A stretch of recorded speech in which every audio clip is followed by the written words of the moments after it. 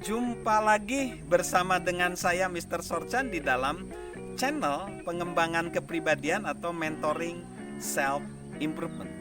Pada saat ini kita masih belajar bagaimana kita mempunyai sikap belajar di dalam pengembangan kepribadian.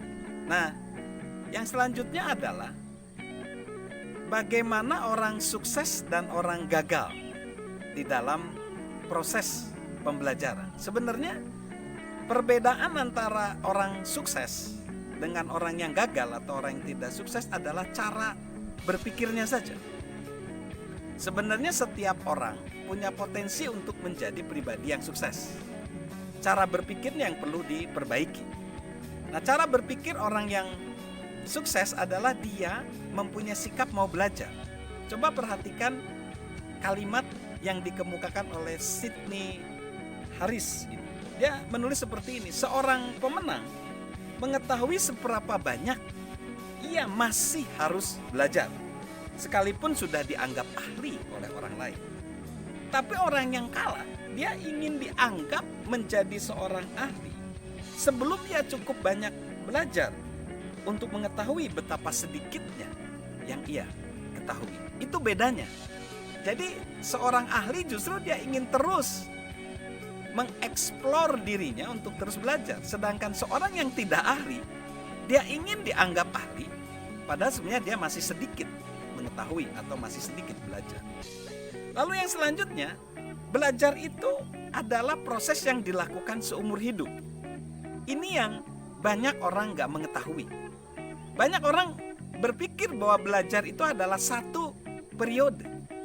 Ada sebuah penelitian berkata bahwa seorang yang sudah diwisuda, sudah lulus dari perguruan tinggi, diwisuda atau lulus dari SMA, mereka hanya membaca satu buku saja sampai akhir hayatnya.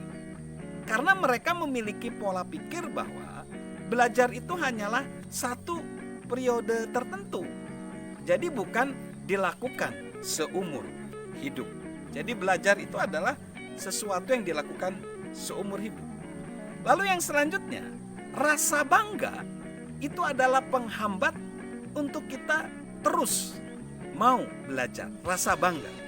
Berikut ini ada perkataan dari seorang penulis, seorang pelatih dan pembicara bernama Dave Anderson. Dia berkata bahwa alasan utama daripada manajemen adalah rasa bangga, sehingga jadi gagal mewujudkan banyak impian. Ya, dia berkata begini: ada banyak alasan mengapa para manajer gagal. Bagi beberapa orang, perusahaan mengalahkan pertumbuhan mereka. Yang lain tidak bisa menyesuaikan diri dengan waktunya. Beberapa orang mungkin memiliki karakter yang kurang baik. Mereka terlihat baik sementara saja, namun pada akhirnya menemukan bahwa mereka tidak dapat keluar dengan cara mereka sendiri. Ada banyak orang membuang-buang waktu karena tidak bersedia mengakui bahwa mereka melakukan kesalahan atau sangat sering berganti staf karena penilaian negatif atas mereka. Beberapa orang gagal memiliki catatan masa lalu yang baik. Sayangnya, mereka mulai menggunakan kesuksesan itu sebagai alasan untuk membangun pagar di sekeliling apa yang mereka miliki. Mereka tidak melanjutkan untuk mengambil resiko atau mengembangkan diri. Namun segala hal yang menyebabkan kegagalan manajemen sesungguhnya adalah satu akar, yaitu kebanggaan.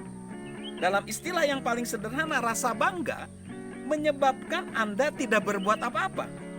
Rasa banggalah yang membuat Anda merasa bahwa Andalah yang paling penting dan mengubah perspektif Anda akan realitas. Ini yang menjadi masalah, di mana rasa bangga menjadikan kita sangat penting, lalu akhirnya kita tidak melihat realitas bahwa sebenarnya banyak orang-orang di sekitar kita yang lebih baik dari kita dan kita belum melakukan yang terbaik. Ini hati-hati.